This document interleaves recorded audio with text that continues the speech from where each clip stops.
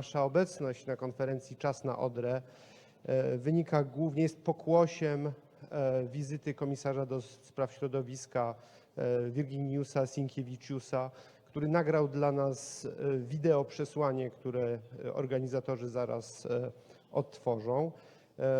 W zeszłym roku spotkał się z przedstawicielami NGO-sów, środowiska społeczeństwa obywatelskiego, które dziś jest obecne na tej sali również jako współorganizatorzy.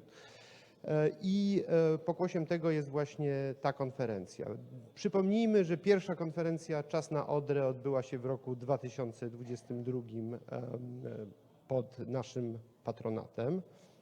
Jednocześnie chciałbym przypomnieć coś bardzo istotnego, a mianowicie opublikowany przez Komisję Europejską w lutym 2023 roku raport na temat przyczyn katastrofy z lata 2022 roku, opracowany przez Komisję Europejską wspólnie z Europejską Agencją Środowiska, który starał się dojść przyczyn tego, co się stało i jednocześnie sformułować zalecenia, aby takich katastrof na przyszłość można było unikać.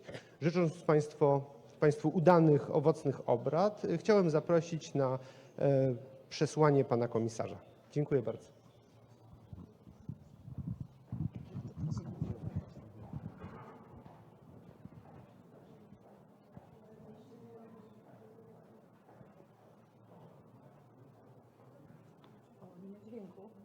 We do so much.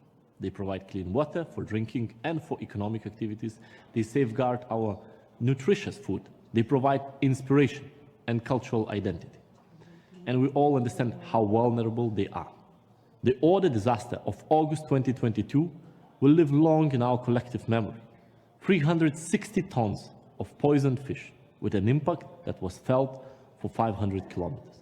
We point the finger at the toxic bloom of golden algae, but we need to bear in mind the conditions that trigger that bloom. High salinity from mining and wastewater discharges, and heavy loads of phosphorus and nitrogen from agricultural runoff. And low water levels and flows which increase the salt concentration. These factors are a reminder of the need for decisive action. Action to prevent pollution, to stop biodiversity loss, and to slow the process of climate change.